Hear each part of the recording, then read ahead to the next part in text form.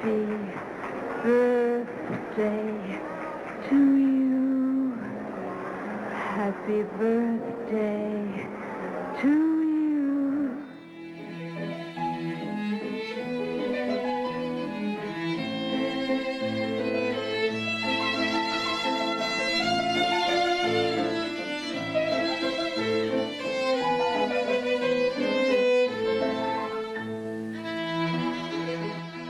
Greetings and welcome to Cineversary, a podcast that celebrates a milestone anniversary of a masterful work of cinema. Every month we send happy birthday wishes to a different film currently observing a joyous jubilee, everything from a 20th all the way up to a 100th anniversary. I'm your host, Eric Martin, the creator and moderator of the Cineverse Film Discussion Group that meets weekly on Zoom. Well, it's a new year and a fresh opportunity to honor some of the best films ever made. We started this podcast back in mid-2018, so we're not quite at our 3-year anniversary mark, but we'd like to consider this as the start of our third season, if you will. And we've got a lot of great Cineversaries planned in 2021, so we hope you'll be along for the ride. So, for a little while at least, forget your troubles, put aside the turmoils facing our planet, and focus on some worthy cinematic celebrations. Sound like a plan? We're going to kick things off in high style this month with a feature that ranks very high on the American Film Institute list of greatest American movies, and which stands as possibly the finest work by the filmmaker who created it. It's Charles Chaplin's City Lights, which marks a 90th birthday this January. And I didn't have to think hard about recruiting the right co-pilot for this outing. I knew immediately that when I slated this film for Cineversary Honors, I simply had to have the ear and the insights of Los Angeles-based film historian Jeffrey Vance, author of the book Chaplin, Genius of the Cinema, and film archivist for the Chaplin family's Roy Export Company. Now, Vance has provided the commentary tracks to the Criterion Collection releases of Chaplin's City Lights, The Gold Rush, and The Circus. He's also written short essays at the invitation of the Library of Congress for 5 Chaplin films selected to the National Film Registry, including this month's feature, City Lights. Jeffrey and I are going to aim for an illuminating discussion on City Lights, examining why it's worth celebrating all these years later, its impact and legacy, what we can learn from the picture today, how it stood the test of time, and a lot more. Before we bring up the curtain for Jeffrey, why don't we dig a little deeper into the backstory on City Lights and its creation, shall we? Here's what we know, courtesy of Wikipedia. City Lights is a 1931 American pre-code silent romantic comedy film written, produced, directed by, and starring Charlie Chaplin. The story follows the misadventures of Chaplin's little tramp as he falls in love with a blind girl, played by Virginia Cherrill, and develops a turbulent friendship with an alcoholic millionaire, portrayed by Harry Myers. Although sound films were on the rise when Chaplin started developing the script back in 1928, he decided to continue working with silent productions. Filming started on City Lights in December 1928 and ended in September 1930. That's a long time, folks. City Lights marked the first time Chaplin composed the film score to one of his productions, and it was written in 6 weeks with Arthur Johnston. The main theme, used as a leitmotif for the blind flower girl, is the song La Violetera, Who Will Buy My Violets, from Spanish composer José Padilla. City Lights premiered theatrically on January 30th, 1931, and it's estimated to have grossed $4.25 million on a $1.5 million budget. Now today, City Lights tallies a near-perfect score on Rotten Tomatoes with a 98% fresh rating and a 9.2 out of 10 average critical score. But back in the day, it did garner very positive reviews as well. Today, many critics consider it not only the highest accomplishment of Chaplin's career, but one of the greatest films of all time. Chaplin biographer Jeffrey Vance, our guest this month, believes City Lights is, quote, not only Charles Chaplin's masterpiece, it's an act of defiance, unquote, as it premiered 4 years into the era of sound films, which began with the premiere of The Jazz Singer in 1927. In 1991, the Library of Congress selected City Lights for preservation in the United States National Film Registry as being culturally, historically, or aesthetically significant. In 2007, the American Film Institute ranked it 11th on its list of the best American films ever made. In 1941, the critic James Agee called the film's final scene the greatest single piece of acting ever committed to celluloid. All right, how's about we take a trip on the Wayback Machine and give a listen to the original trailer for City Lights. Now keep in mind that this trailer, like the film, is silent, and that means you'll only hear music from the movie, not words. Of course, this score was written by Chaplin himself, so it provides a fitting musical flavor representative of the production and further insight into Chaplin's genius.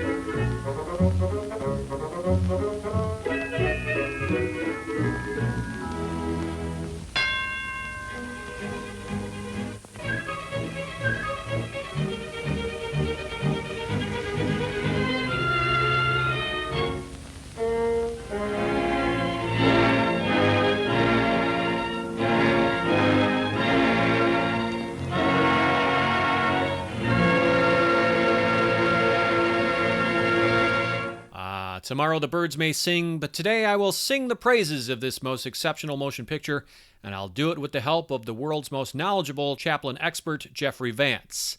But first, it would be a failure of my responsibility as your show host not to warn you ahead of time that Jeffrey and I are going to reveal crucial plot points from City Lights in the discussion you're about to hear.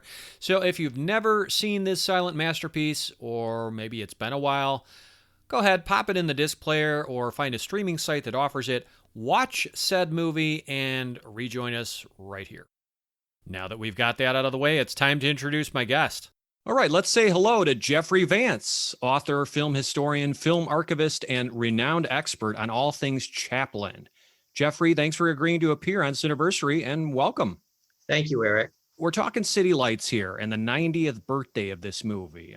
What's your relationship to this film? When and where did you first see City Lights, and why is this movie important to you? Well, I saw my first Chaplin film, Modern Times, in 1977. I was 7 years old, and Chaplin was still alive. My memory is City Lights was the next Chaplin feature I watched. And by the time I saw City Lights, Chaplin had died. He died Christmas Day, 1977. But he was still making headlines because his body had been stolen from the grave. I heard that. That's right. Anyway, with Chaplin's death and with the theft and recovery of the body, there was this interest in Chaplin and a revival of his films. And I remember seeing City Lights along with Chaplin's long unseen drama, A Woman of Paris, in Cleveland, probably in early 1978. And this was still the era of 35 millimeter and revival houses. Mm-hmm. What struck me when I saw City Lights was what a different experience it was than seeing a new film. City Lights draws you in. You're an active participant in interpreting what's happening on screen, as there's no dialogue. Mm-hmm. Only music and sound effects to support the images. Chaplin believed silent film to be the true art form of the movies. And in Chaplin's mind, dialogue just gets in the way. It's just a very funny movie, and you can laugh your head off without missing any dialogue because there isn't any. It's just a beautiful experience, an emotional journey of laughter and tears, from the ridiculous to the sublime. I've seen City Lights 100 times since then. I've watched it the way it was meant to be seen, in 35 millimeter with an audience. Yes. On at least 40 occasions over 40 years in cities all over the world: London, Paris, New York, Los Angeles, you name it. Wow. I know this movie and love it very much. So I have to ask you, of all those viewings, especially in a theater with people, what is the common reaction? I mean, I assume it's still resonant, it's still fresh and evergreen to people who've never seen this movie, or am I assuming things? Like, what was your experience in terms of the reception of the crowd around you? It's interesting. Over the decades, the reaction to the Chaplin films do change. Mm-hmm. The way City Lights, the reaction of it at, let's say, the Museum of Modern Art in 1989 is different than it is today. The same with The Great Dictator.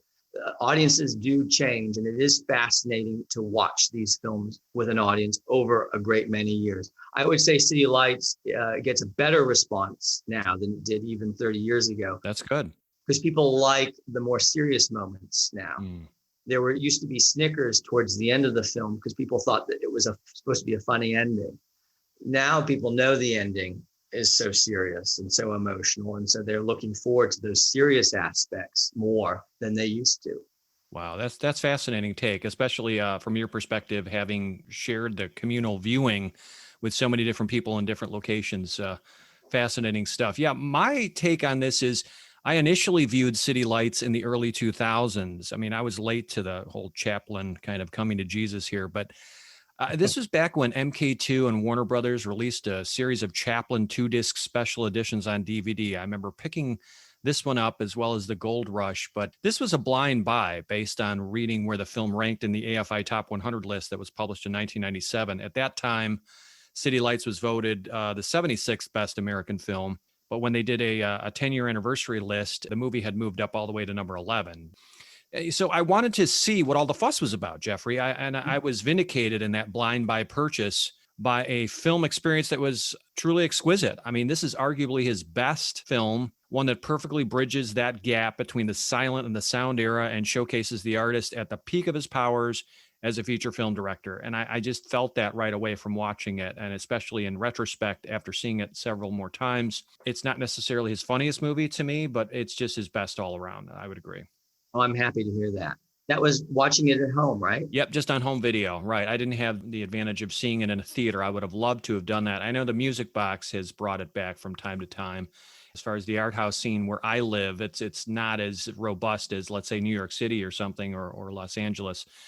But no, at least we have it to enjoy on the Criterion Collection, which is just fine for me. Love it. But I was going to ask you, where does this rank for you among Chaplin's oeuvre? I mean, is it your favorite Chaplin-directed film? Yes, it's my favorite. But more importantly, it was Chaplin's own favorite of all his films. Mm-hmm. And I think, as you point out, what's funny is a very personal thing. What one person finds funny, another person may not. So I don't rank this as necessarily his funniest film.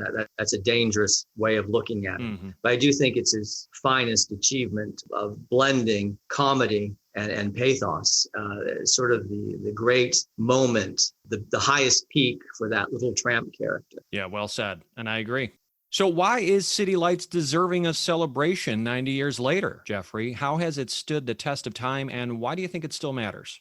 Well, City Lights is a great film, and Chaplin is the total filmmaker. Film, as we know, is a collaborative art form, but Chaplin's films came the closest to being the work of one individual.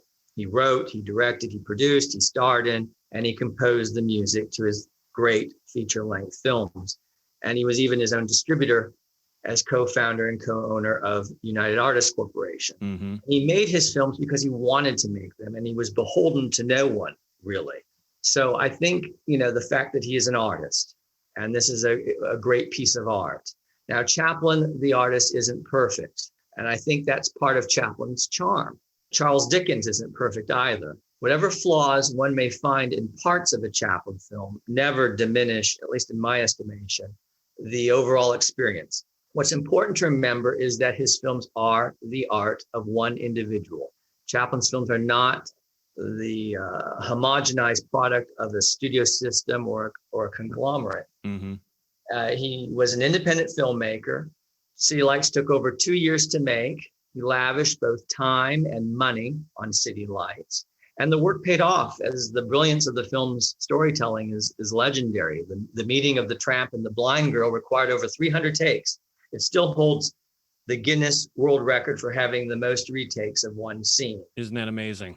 It is. And Chaplin was the last great practitioner of the art of visual comedy. It's a valuable example of a lost art form, as comedy today, as you know, is mostly telling jokes. And there are sequences in City Lights, such as the unveiling of the statue and the boxing match. They're truly unforgettable. Right. Yeah, well said, Jeffrey. Can't argue on any of those points. I think it still matters because we can agree, right? It speaks a universal cinematic language, one that can be understood and appreciated by audiences across the world, regardless of language or race or background. And despite the fact that this is, technically a sound film in the new sound era because it uses sound effects and synchronized music, it plays as a silent and it can be easily comprehended and enjoyed even by young children and those who, cannot read the English titles and the intertitles. You could easily just watch this movie without understanding the written word at all and pick things up just in context and the pantomime. In fact, I remember you saying in your commentary track that he used fewer titles and intertitles in City Lights than he did in his previous movies, right? Yes, less than The Gold Rush or The Circus or Woman of Paris. Mm-hmm. Yeah, I mean, that says a lot. He's expressing so much without words. He said so much without words. When you say, why does it still matter? I believe Hollywood is one of the great cultural contributions of the 20th century. And City Lights, one of cinema's finest achievements. And I think it's great art. And as I often say, when I introduce a Chaplin film or teach Chaplin, encounters with art on the level of City Lights helps one further define one's own personal conception of the meaning of beauty, the function of humor, and the wisdom of compassion. So yes, I think City Lights still matters. I just think that's what great art should do. So true. I think it's also worth honoring because it's a representation of brilliant filmmaking on so many fronts. You talked about the story. I mean, you have a near perfect work flawlessly executed by Chaplin and his team. And that screenplay in particular, to me anyway, is so lean and limber and emotionally logical. And then you think about the visuals and the compositions.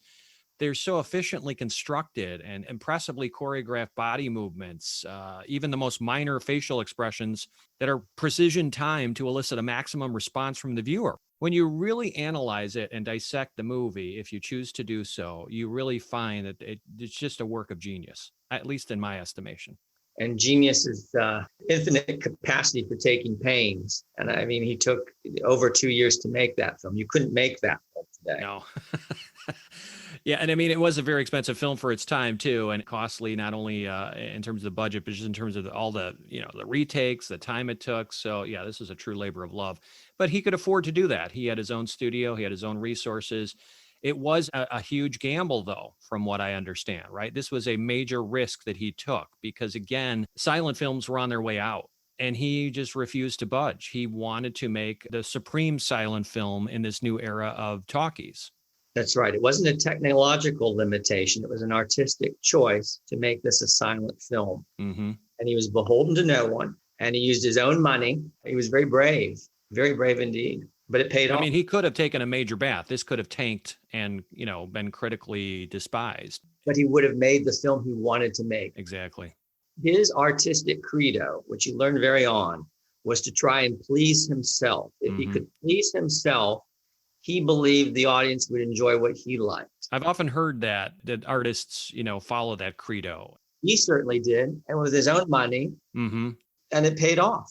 No, I mean, you have to give him credit for staying true to his vision and his convictions there, but it could have backfired. This was a risk, as we talked about. I want to ask you, Jeffrey, how City Lights would have been perhaps influential on cinema and popular culture or set trends in any way. What do you know, or what can you tell us here? Well, City Lights was an act of defiance. It was a non-dialogue film released 3 years after the talkie revolution, so it didn't set trends. Okay. Chaplin said he worked himself into a neurotic state of wanting perfection with City Lights. Mm-hmm. And with it, he achieved his most perfect balance of comedy and pathos. It's the culmination of an art form. He didn't bring back silent films with City Lights, but he did prove that he was an artistic law unto himself, as City Lights, as I said, paid off. The film was influential in the sense that many great filmmakers and actors have stated City Lights as being their favorite movie, or at least one of their favorite movies. namely Billy Wilder, Orson Welles, Stanley Kubrick, Woody Allen, Martin Scorsese, Brando, Jack Lemmon, Barbara Streisand. That's an illustrious group. Animation was a huge benefactor of City Lights. Walt Disney was a big Chaplin fan, and you can see the Chaplin influence with Mickey Mouse. Mm-hmm. And Chuck Jones, the creator of Bugs Bunny, told me personally he watched Chaplin making City Lights through an opening in a fence around the Chaplin studios. Is that right? Chuck told me, steal from the best, and Chaplin was the very best. So you see a lot of Chaplin in Warner Brothers cartoons. Mm-hmm. And I know George Lucas and Tom Cruise have referenced Chaplin's work when creating their own movie set pieces. And Disney Pixar, of course, does as well. Think of films like WALL-E. Yes, all great points. Yeah, I was going to say in terms of trends or influences and things like that, I mean, maybe there's a case to be made that, the fact that Chaplin bucked the odds and made this film at, we talked about, an enormous personal expense, taking several years, spending millions of dollars, primarily funded by, I was reading, liquidating his stock portfolio to complete City Lights. Maybe that inspired future independent filmmakers to take greater risks in pursuit of their visions. Do you think there's any traction there? I think Chaplin is definitely a role model, a hero for anybody that aspires to be an independent filmmaker, definitely. And I was also reading that this has been credited by some as probably the first feature-length comedy in the sound era, anyway, that intertwined pathos with playful humor, as you were talking about, that evoked equal parts laughs and tears, if you will. Chaplin was warned by peers and other people that this hybrid approach and this delicate balance wouldn't work, but he proved the naysayers wrong. And today, many successful comedies function across an emotional spectrum in which the silly and the sad/serious, they can all coexist. And this evolving formula can perhaps be traced back to a film like City Lights. Do you agree? Well, no, he was doing that earlier. If you think of The Gold Rush, sure, which he subtitled a dramatic comedy. Mm-hmm. And The Circus, I mean, he was playing with that very early. In his early films. But in the sound era, I'm just saying in terms in the sound era, but I mean, to him, The Gold Rush, The Circus, City Lights, it was just a continuation. Yes. I don't think he was thinking, okay, this is now the sound era, so I'm going to take a new approach. Mm-hmm. I think the only thing that he saw as a welcome thing to his art was the fact that he could control the music, which he couldn't before. Okay. So, I mean, that was the only demarcation for him. Finally, he didn't have to deal with a tinkling piano or an ill-led orchestra to his film. Right. He could control the music and therefore the emotion. Many filmmakers of that time, King Vidor being the famous example, that said 40 to 50% of a film's emotional impact came from the music. Well, speaking of sound, let's talk about briefly the sound design of City Lights, which has also been cited as innovative for its time. You're talking about how, for example, Walt Disney and his animation might have taken a cue from some of the fun sounds that maybe Chaplin used, especially. But you think about how Chaplin kind of employs sound itself as a punchline or a humorous payoff instead of words or physical comedy. Now, for example, you think of when he swallows the penny whistle and he treats our eardrums to a hilarious series of noisy hiccups in that party scene. You consider that this comedic approach to sound design, maybe it influenced other films that came later. Well, I think that was the practice, what they called Mickey Mousing, cueing music to the action very closely. And that, of course, was used in animated cartoons. But was it used in live action films? Well, they didn't have the set pieces that Chaplin had. Mm-hmm. Look at Chaplin's use of elegant music as a counterpoint to comic action. Okay. Whether people were influenced or not, again, I just see him as an artistic law unto himself. I think people thought him inimitable. But his art, the comic art of visual comedy, did morph into the animated short subject, that's for sure. But very few comedians after City Lights really had his style, because the comedy went to more verbal. Mm-hmm. Except for the exception of maybe somebody like Harpo from the Marx Brothers.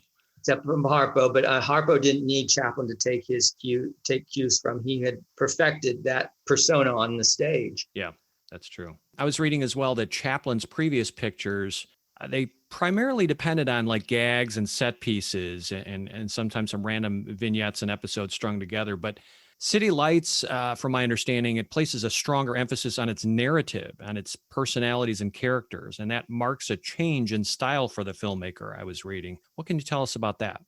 Well, in City Lights, he worked up this idea that if he was going to make a silent film, it had to be as near perfect as he could get it. Mm-hmm. And he worked himself into this neurotic state of wanting perfection. The key to City Lights was its simplicity. Yes. And simplicity is a very difficult thing to achieve, as Chaplin would say. And that was where all the effort came in.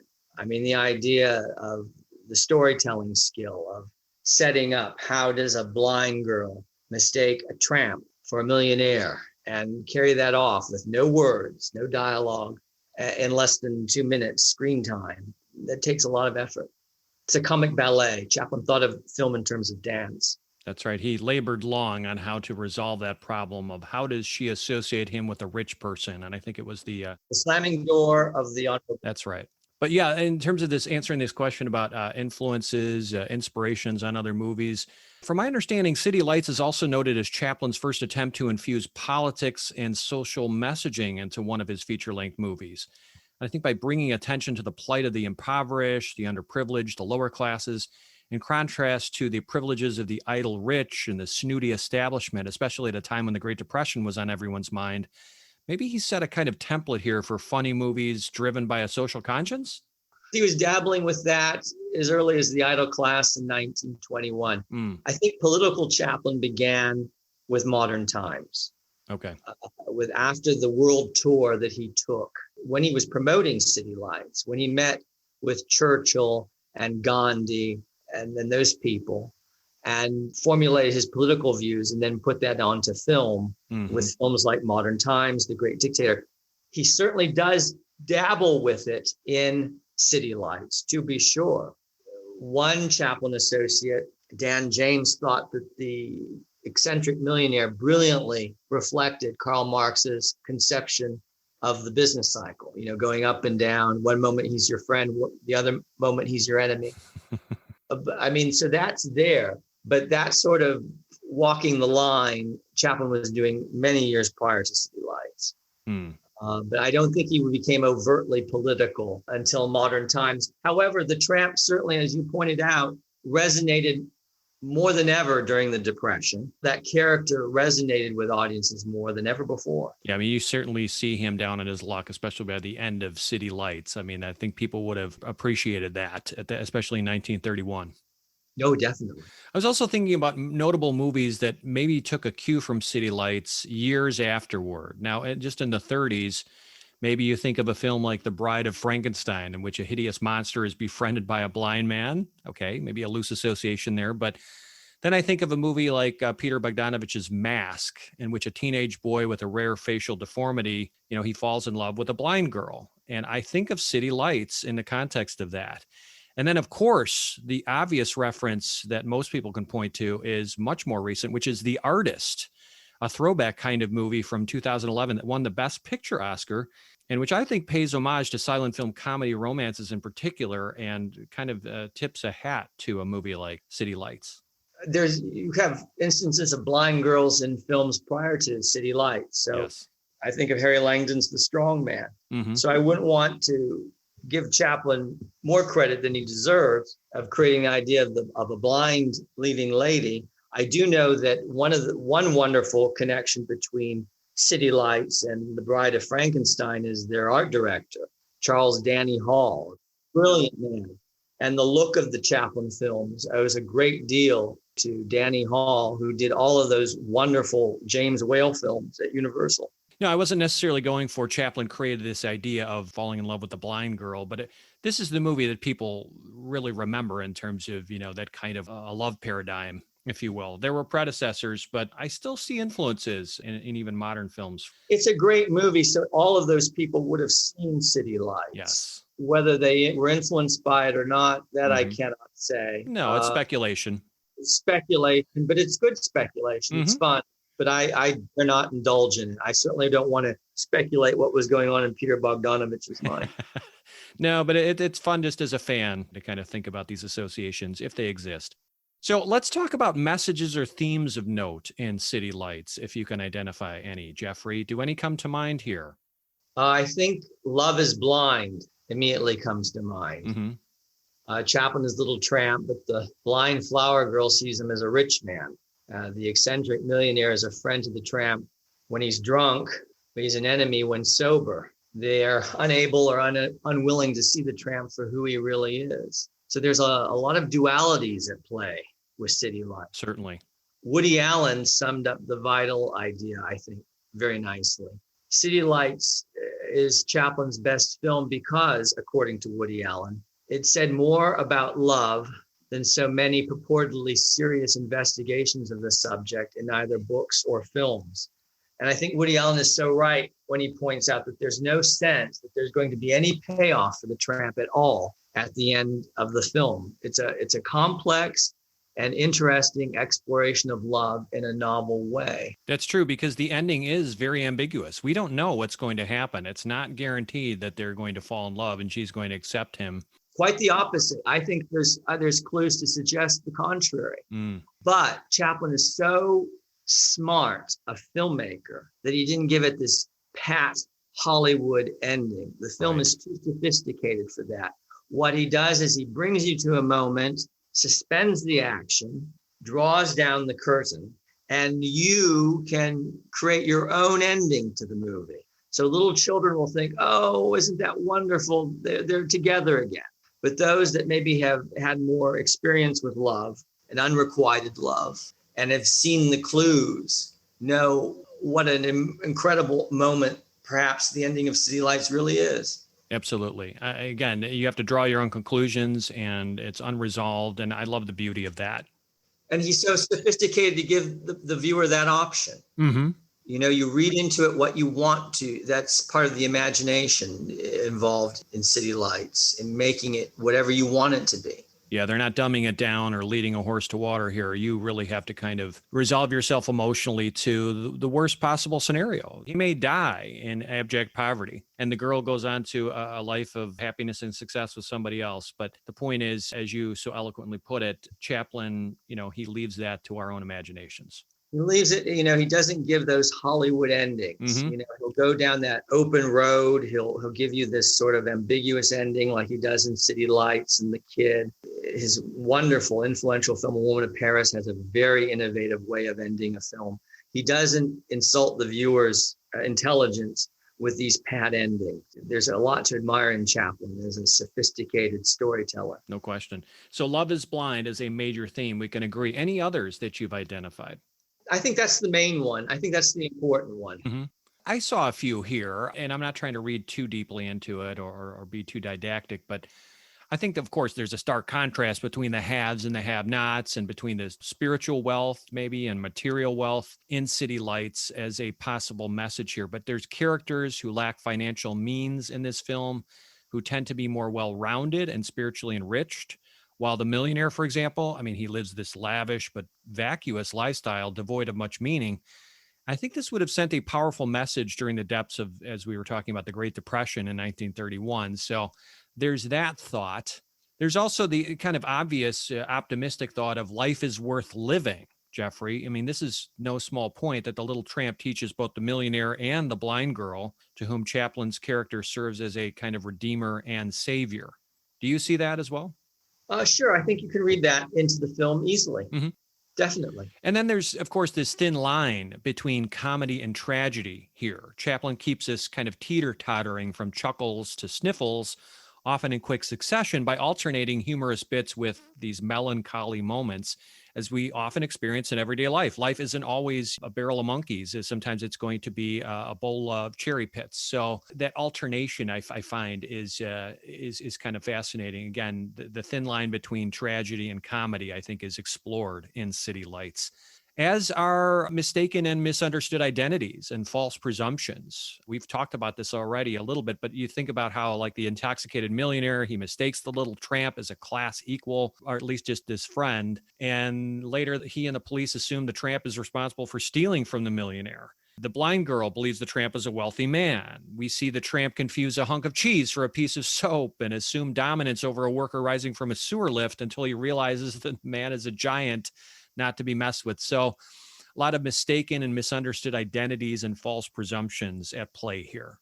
And then just to kind of riff on what you said as far as Love is Blind, the struggle to see and be seen to me is a theme in the film. You think about how the little tramp is ignored and overlooked by society, but ironically, it's a blind woman who pays attention to him, and she can't see his destitution, at least until she gets her eyesight at the end. She only sees his kindness and compassion. Yeah, I mean, there are, I think, some themes to be mined from this film that can be rewarding.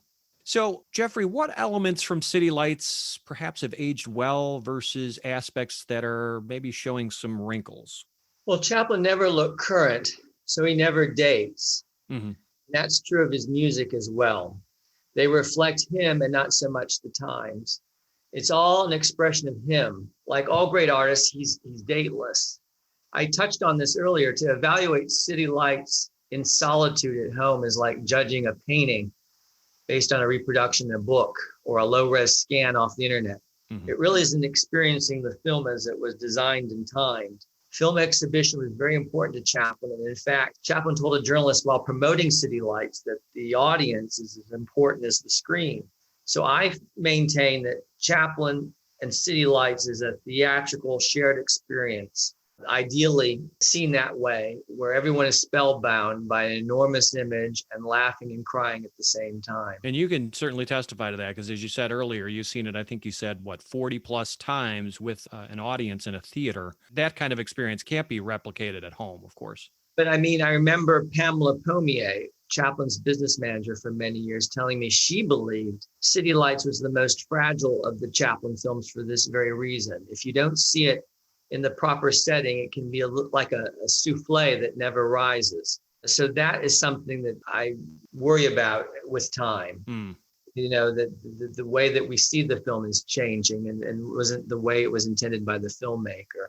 I think another aspect of the film over time is that, of course, that it's not as fresh as it was 90 years ago because a lot of the ideas have been appropriated into animation or in other films. That's a good point. What about this, maybe the chivalrous notion of a knight in shining armor, underdog, so to speak, kind of coming to the rescue of a helpless damsel in distress? Is this kind of antiquated, you know, in the modern era? Is this something that could be a little bit more problematic for people looking for agency in their female characters, so to speak? Or is that too harsh of a judgment 90 years later? I don't think that's a problem with City Lights. Mm-hmm. She's part of the working poor. She's blind. And he certainly isn't putting himself as something any better than she is economically or socially. They're both in the same position. Right. But she sees him as something that he isn't, and he wants to live up to that image. He falls in love with this idea that he's projected on her, that he is a man of means and can perhaps do something for her. I don't have a problem with the film in that respect. Maybe others do, but I don't see that as a challenge for the film in the future. Yeah, I'm not speaking for anyone else. I'm just kind of projecting as to values and attitudes have changed, of course. They have indeed. Fortunately, it's silent, so it doesn't have offending words or things. I look at the film with a woke perspective, and I think it's okay. I don't see anything that could cause any problem. I mean, it's a very white world. Sure. But there is this wonderful boxing match with an African-American prize fighter, and he's an equal amongst them. Yeah, he's not a stereotype there. He's not lampooned or made fun of in any way. No, he's an equal, and that's Chaplin's wonderful way of thinking. You know, he wasn't American; he was English. He never found that type of humor funny that was prevalent in the 30s of racial stereotypes. He didn't care for it at all. No, absolutely. To Chaplin's credit, I was going to say, based on what I suggested a moment ago about this knight in shining armor coming to the rescue of a helpless female kind of notion, I would counter that by saying that, you know, the tramp has this tireless compassion, these humanistic qualities, and he makes these personal sacrifices for the blind girl. And these are virtues that never go out of style. So I think that's to the film's credit in terms of an evergreen nature to it. I agree. Okay, Jeffrey, this is the 90th birthday month for City Lights, and birthdays are all about presents. But I always contend, in this point of my conversation with my guests, that it's the fans who continue to receive the gifts here. So what is City Lights' greatest gift to viewers? Chaplin's little tramp character. Chaplin created the most iconic character of a human being the movies has ever had. He's the underdog. He encapsulates the indomitable human spirit who's understood by every race and language. A lift of an eyebrow by Chaplin conveyed more than 100 words. And specifically, I think the film's gift is that character and those great sequences, specifically the boxing match, that wonderful comic ballet. And of course, the ending, which Chaplin handled with such brilliance. A Pulitzer Prize winning author and critic James Agee famously said, "It's the greatest piece of acting and the highest moment in movies." I agree. Well said. I would totally agree. I mean, especially that ending. I think it's the greatest gift, that final scene, particularly the last shot, which features the tramp in this incredible close-up that packs an emotional wallop. Now, this is a close-up that reveals the challenging life he's lived, the likely hard-scrabble future ahead of him. And this is an image to me of the clown unmasked. He's shaky but sincere. He's emaciated but earnest. It's a slightly unresolved ending, as we talked about, but it feels absolutely honest. It's the perfect capper to a thoroughly satisfying and masterfully constructed film. And many movies have difficulty sticking that landing. You know, they peter out with disappointing denouement. But this is, without question, one of the finest and most fulfilling conclusions ever to a motion picture, for me anyway. So to me, the greatest gift has to be at that final scene, and especially that last shot. What an amazing sequence there. But Eric, but you see, that to my point, how I've seen the film change over time, how the audience, the film has stayed the same, the audience has changed, but you latch on to the serious moments of the film. Mm-hmm. And that's one of the things I would like to stress, is that City Lights contains serious ideas and sentiment, but it's not overdone. And I know several people who don't care for comedy films in general who love City Lights because of the serious moments. Interesting. Mm-hmm. Yeah, because critics of Chaplin would sometimes say, okay, he's sappy, he's sentimental, he's emotionally manipulative. But I think you can counter those arguments by saying that he balances a lot of the silliness with other elements. And there's, again, that balance to me is the key word here. Would you agree? Yes. When you talk about these critics and emotional and manipulation and all that, you know, one of the challenges with Chaplin is the fact that he has this enormous reputation. They come to City Lights with a chip on their shoulders because of it, and they can be quite contrarian in their response. I mean, Chaplin is a giant, and there's no escaping it. And I mean, Chaplin's guest to the world premiere of City Lights was Albert Einstein. And his wife, right? Winston Churchill visited the set of City Lights. Bernard Shaw, who attended the London premiere of City Lights, proclaimed Chaplin the only genius in motion pictures. So Chaplin was a giant who associated with the other giants on the world stage. This is a huge point because, again, 90 years removed from a movie like this and so many generations removed, it's maybe hard for younger generations who are first exposed to Chaplin. Maybe City Lights is their first gateway drug to this artist. Perhaps they aren't aware that he was absolutely the most famous person in the world and he was revered across the globe. No small point. But some people today resent all that critical and popular adulation from the past. They come to it with a clean slate. Great. Then they can form their own conclusion. That's a good point. Mm-hmm. But sometimes they are overwhelmed by all of the knowledge of the past of how this film is positioned as a great movie. I just would argue one important point. If you meet City Lights halfway, I think you'll be more than rewarded. In other words, you come with it with an open mind, you give it your full attention because you need to actively watch the images on the screen. You can't look away. You can't do drinks or popcorn. You've got to watch what's happening on the screen. Yeah, you got to be an active viewer, right? Yes, you can't be, the sunlight can't be hitting the television. The cell phone can't be ringing. I mean, if you meet it halfway, you'll be more than rewarded. I think you're right, Jeffrey. To me, the second greatest gift, what we were talking about a moment ago, is the diversified emotional tone. I said that, some people find Chaplin's films sappy, emotionally simplistic.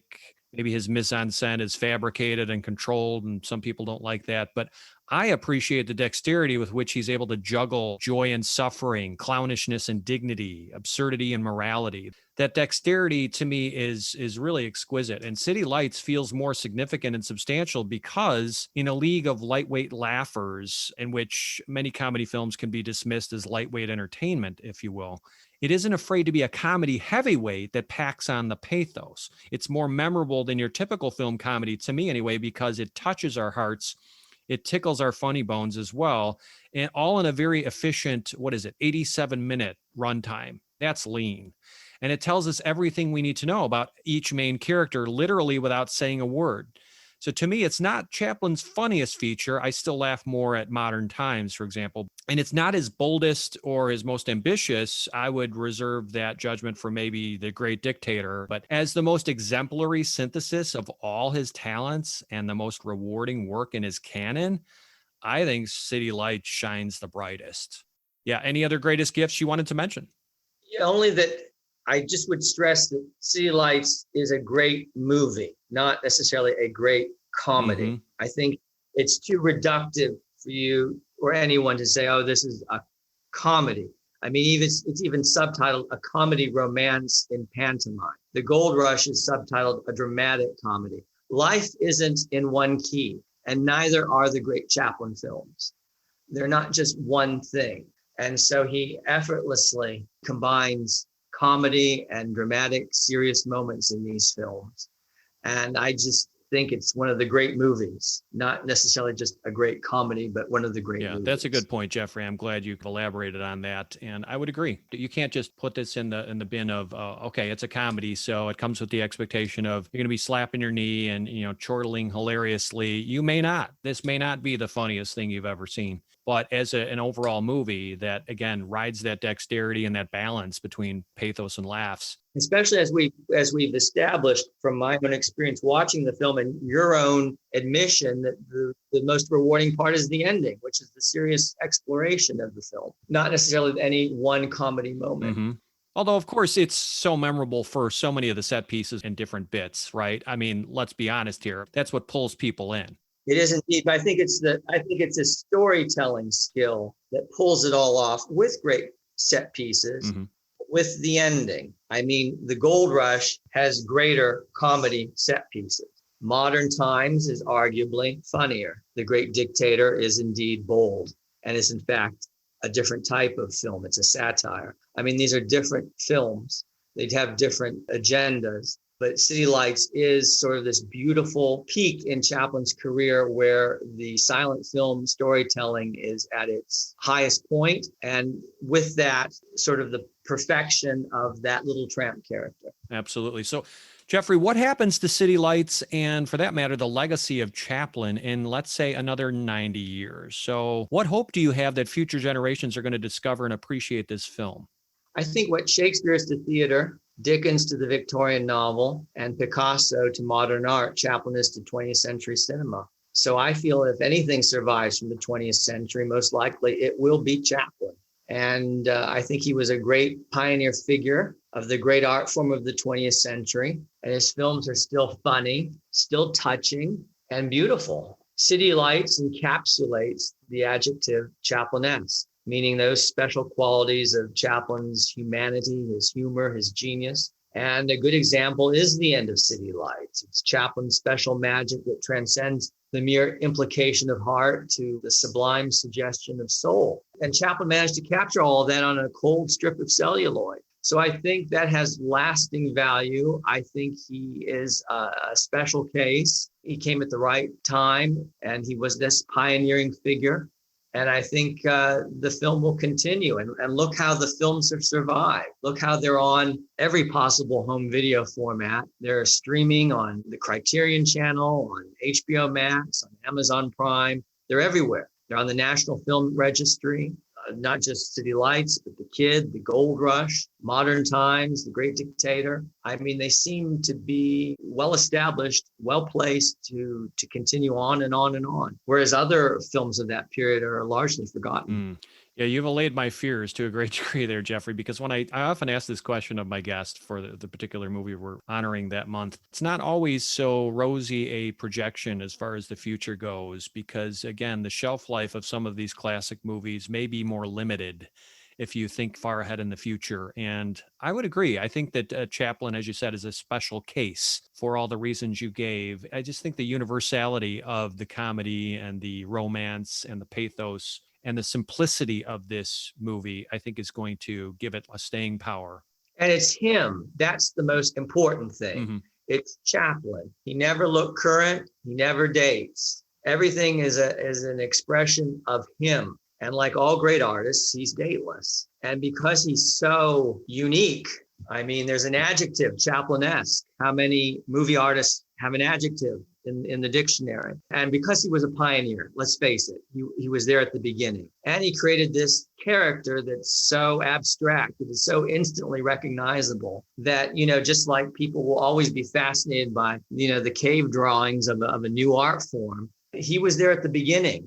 And no matter how moving images evolve and change and how we watch them, he was there at the beginning, and he was that great figure. And these films are so of an individual that I think they'll just carry on and on and on. I think it says something too, that going on at almost 30 years now, but he was the kind of spokesperson emblem for IBM and their advertising campaign. I think that speaks to, again, the evergreen nature of The Little Tramp, of Chaplin. And again, not having seen any of his movies, when I first saw those commercials, I was intrigued. Oh yeah, I've seen that figure. I've seen, clips of this little guy walking around. What's that all about? It kind of piqued my interest a little, but I'm just saying, in terms of choosing that character as, iconic of your brand, that says something. Well, he's everyman, he's evergreen, and he's everywhere. I mean, travel around a bit, you cannot not see the Little Tramp, in Los Angeles and Paris and Tehran. He's all over. Japan, that character has survived. It's almost mystical how that character's fame has survived. You may not know or have seen a Chaplin film, but you still know that character. It's like characters in Dickens. Maybe you haven't read Great Expectations, but you know of what a Miss Havisham might be. Sure. Or you may not have read Oliver Twist, but you know Fagin and Oliver. You may not have read The Christmas Carol, but you know what a Scrooge is. These characters are taken on a life of their own in popular culture, and I think Chaplin's Tramp is in that tradition. And I like how you keep bringing him up in the context of somebody like Dickens, because Dickens feels timeless too. And I mean, we're still reading and talking about Dickens and adapting his stories, for example. So I think that bodes well. Chaplin positioned himself in the fame game. He created 20th century fame, with the movies, with Mary Pickford and a few others that had this incredible fame. He had the staying power. And part of what he did was he positioned himself with the great figures of the 20th century, people that I've referenced earlier, like Gandhi and Churchill and Einstein, the big names. When you talk about other people in films, maybe you mentioned Harpo Marx, maybe Harpo dealt with, Abbott and Costello or some other comedian. Chaplin didn't even want to be with even his own Hollywood types. They bored him. He wanted to be a figure on the world stage. He saw himself as the leading artist of an art form, and he was interested in the world, politics, anyone that was the top of their field. And I think he is like Dickens or Picasso or Shakespeare, is just this leading figure in an art form and a touchstone for his time, because he touched so many people, beyond Hollywood in the world. That's well articulated, Jeffrey. Thank you for taking the scenic route with me on this film and Chaplin. But yeah, let's talk a little bit about Chaplin's style as a filmmaker, as a director. He's not often credited as this technically magnificent director per se, but he has a style. And how would you describe that?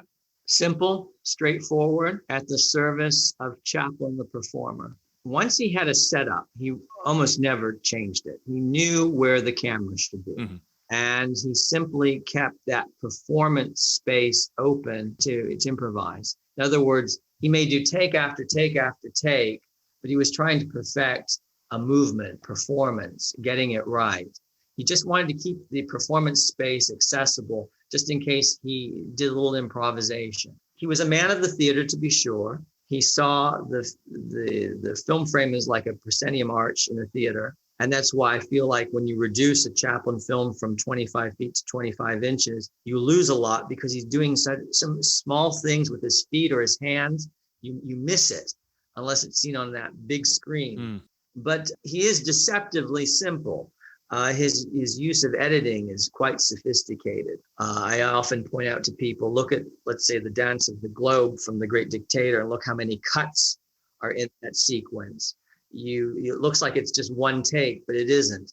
And that's true with City Lights. There's a lot of hard work involved to make it look effortless. Yeah, you think of, for example, the boxing sequence in City Lights. There aren't a lot of edits. It seems like that was impeccably choreographed and rehearsed. Yes, in that instance, you have to think in terms of a dance.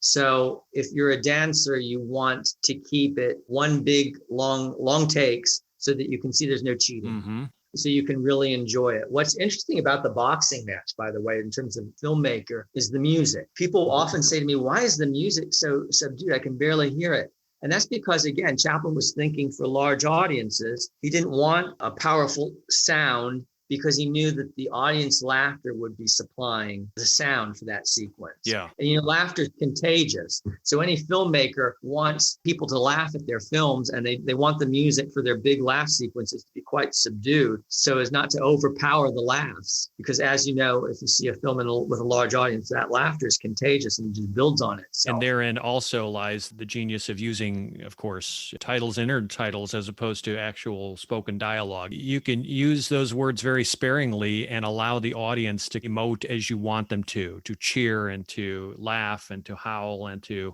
express themselves without tripping over the line, so to speak. Absolutely. And words just got in the way for Chaplin. Right. I mean, look at his dialogue films. I mean, he could say more like I said earlier, with a raised eyebrow than 100 words. Right. So we talked about sentimentality and pathos. Those are certainly hallmarks of his movies. And again, as we discussed, some people think that that's kind of an emotionally manipulative approach. Who are these some people, Eric? I've read things. I've heard things. In fact, I lead a film discussion group for the past 15 years. I've shown a few Chaplin movies to my group, but a few people just don't like the sentimentality of Chaplin. It's something that, of course, distinguishes him a little bit from Keaton, too. It's not a problem for me, but I want to read you something by Gary Giddens. He was the essayist for the Criterion Collection edition of this movie. Briefly, he wrote here that the difference between pathos and sentimentality is the difference between art and manipulation. Any director worth his salt can manipulate basic emotions, but Chaplin husbands those emotions in a way that few other filmmakers could do. He turns us at will between the funniest routines ever put on film and a poignant fairy tale, but never plays our empathy cheap. He wants us to cry only once at the very end and not for her, meaning the blind girl. Also, many of his feature-length films, I see them as playing out as a series of episodes, sometimes only loosely connected, that can work as mini movies within the larger film, although he paid more attention to a consistent plot and narrative, maybe a narrative through line, starting with City Lights, did he not? Well, in terms of storytelling, things did get episodic, let's say, with modern times. But I think his storytelling skills in City Lights are excellent. I think his best job at storytelling with comedy in a feature-length film was The Gold Rush, that moving that character-driven narrative forward with all those great set pieces. I think that was his greatest triumph as a comedy film director. That may not be his greatest film or his finest achievement. These are distinctions that I'm trying to make. But City Lights, because of the perfection of the character, and I do think the storytelling is superb, I think that's the lasting achievement for all the reasons that we've said. Right. But yes, for his other films, not always so perfect. Of course, he champions the underdog and the outsider with the little tramp character, so that's a consistent through line through all of his movies and even his shorts. We can agree there. But I noticed a technique that he returned to a few times in City Lights that I didn't pay attention to on previous viewings. I'm describing here where he would use a dissolve to transition between like a medium close-up to a medium shot. And he does this with the blind girl on a couple of occasions, as well as with the blind girl's mother. Is this something he's done in other films, or am I just making something out of nothing here? No, he did dissolves in the other films. But specifically with certain poignant characters. I don't think he does it with the tramp. I mean, he has some interesting technical things that he's done unusually in City Lights. But no, I don't think there's anything extraordinary with the use of dissolves. I wasn't sure if this was an anomaly or some technique he consistently used. It was something I paid attention to more this time around, just in terms of techniques as a filmmaker. Let's transition now to his repertoire as a performer or comedian. What are some of the salient characteristics to watch for, especially if you're not as familiar with Chaplin and maybe you want to explore more of his work? What are some things you should be looking for? Well, I think if you like City Lights, I think that you should definitely seek out The Gold Rush, The Kid, Modern Times, The Great Dictator. I think these are the heavy hitters. And I think you'll be rewarded with all those films. I think there's some of the great movies, and they're all quite different. But what are some of the techniques he uses to entertain and humor audiences? For example, pantomime is a big one. Well, yes, because most of those films I mentioned are purely silent films. Modern Times has some dialogue. It's a hybrid, and The Great Dictator is his first full dialogue film. But then again, it also has wonderful pantomime set pieces. Think of The Dance of the Globe and the Shaving of the Patron to Brahms. He's essentially a silent artist. I mean, that is his thing. One of his most interesting techniques was the comedy of transposition. The idea of transforming one object to another was one of his great gifts. Think of how he transforms an old boot into a Thanksgiving feast in The Gold Rush. That is one of his signature gifts as an artist, as a comic artist. So that is one of the things. And of course, comedy of character. Yeah, here are the streamers that he thinks are spaghetti and the bald man's head he believes to be a party treat. A good example of using objects that appear as other objects, as you were talking about. Yes, that comedy of transposition, this idea. And it goes through all of his work. I mean, that was one of his true signature things that he did in his great set pieces. Yeah, another one is self-deprecation. Many laughs come from the little tramp trying to maintain his dignity despite his rags and despite his small stature and his laughable appearance. Exhibit A for me here in this movie, the paper boys who tease him and the butler who throws him out of the mansion. Well, that's a wonderful English quality. The English humor, they're very good at self-deprecating, that maybe not so much in American humor.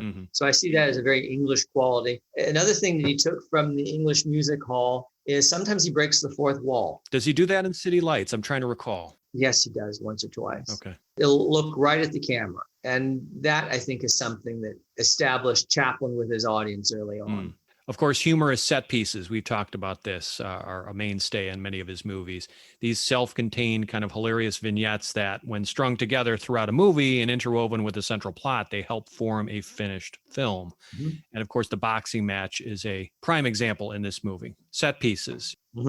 Any others before we call it a day here in terms of his style as a performer or a comedian? No, it was all about him. He was his greatest component. I mean, he was the total filmmaker. The films tended to revolve around him. He famously said, Eric, I am the unusual and do not need camera angles. To just record him was all you needed. And when he tried to be a clever filmmaker, as he did with A Woman of Paris, the public stayed away. It was a tremendously innovative film, Eric, in terms of direction, story, art direction, use of symbols, that legendary ending that was so uncommon to films up until that time, the way he treated the hero, the villain, the mother was unsympathetic. It just turned everything on its head. And the public didn't want it. Yeah. They didn't want a Chaplin film without him in it. And despite the fact that film got tremendous praise, audiences stayed away. So thereafter, Chaplin gave the public what it wanted, which was him. So you don't need UFA lighting or strange angles when your gold is the actor. Keep it simple. So all his films were to keep it simple and to keep that performance space open for Chaplin, the actor. Everything was in service. Chaplin, the director, had many wonderful ideas, as we see in A Woman of Paris. But what he realized is when he was serving Chaplin, the actor, Chaplin, the director, kept things very basic. Makes total sense to me. Where does Chaplin stand for you among the three great silent comedians, Keaton, Chaplin, and Lloyd? I love all three comedians, and I've written books on all three comedians. So I know their body of work well. It's like saying, do you prefer Mozart or Beethoven?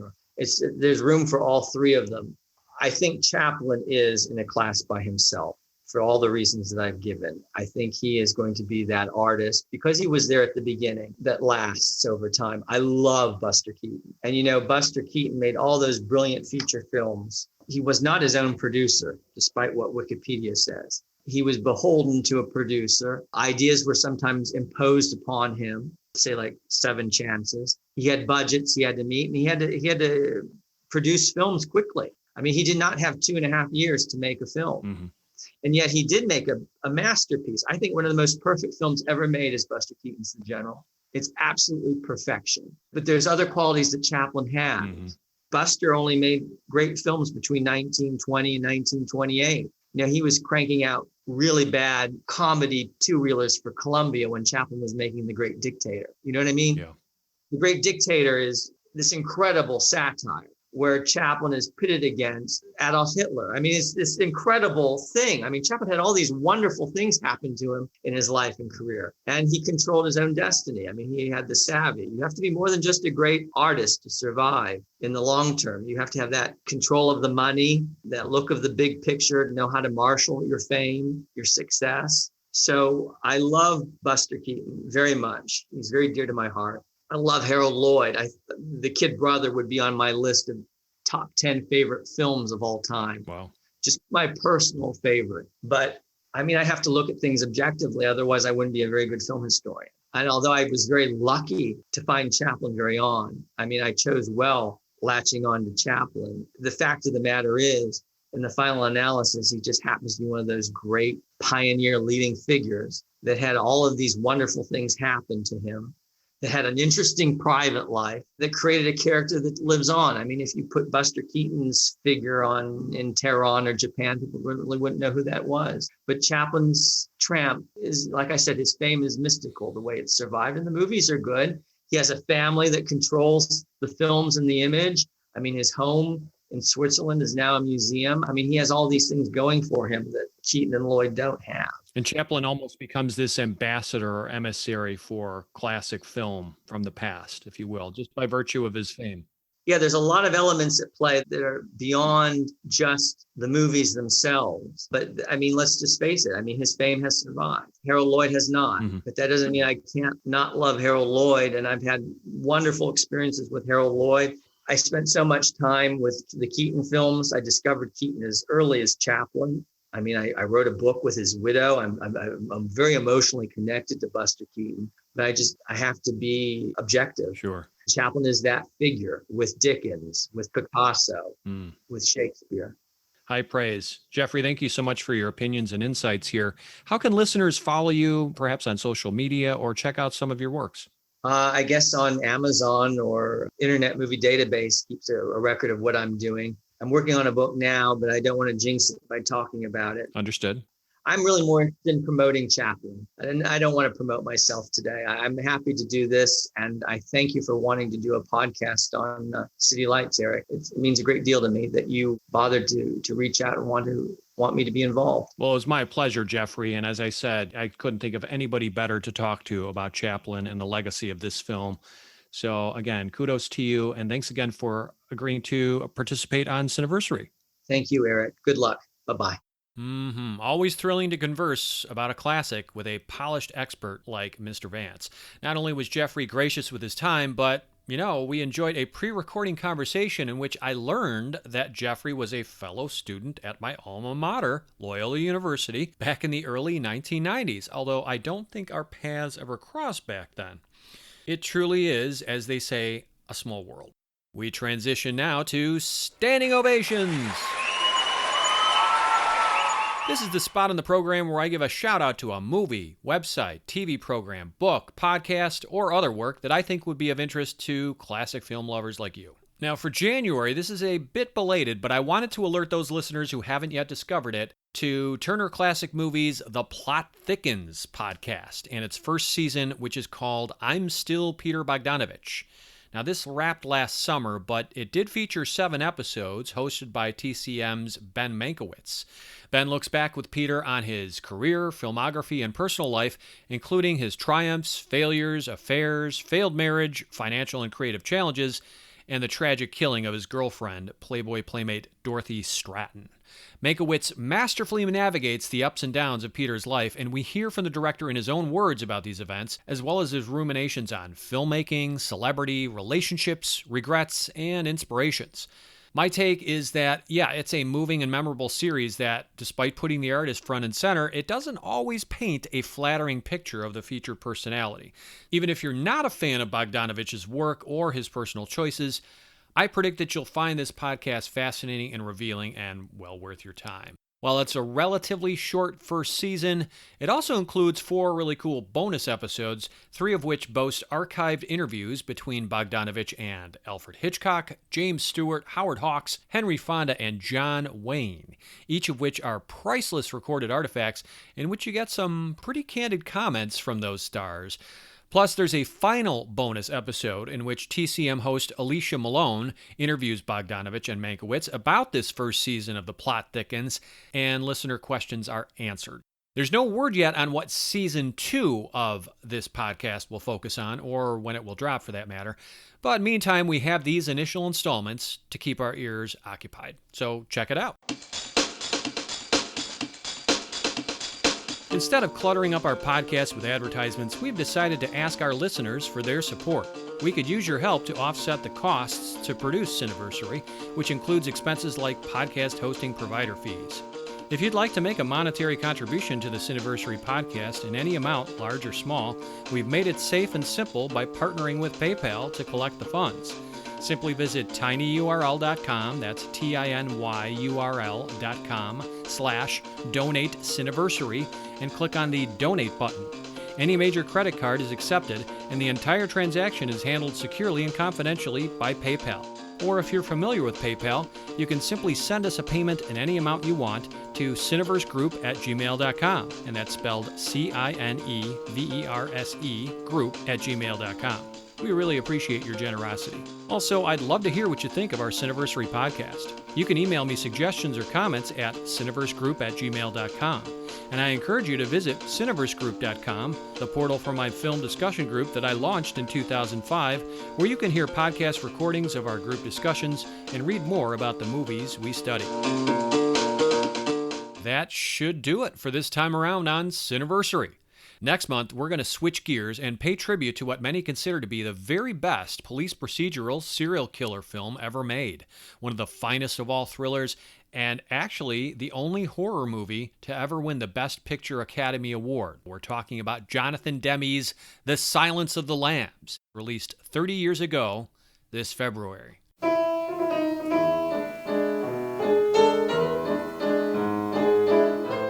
This has been your humble host, Eric Martin, reminding you as always to butter up that popcorn, live a big screen surround sound life, and cherish those classic movies, because even the silent movie masterpieces aren't getting older. They're getting better all the time. Thanks for listening, folks.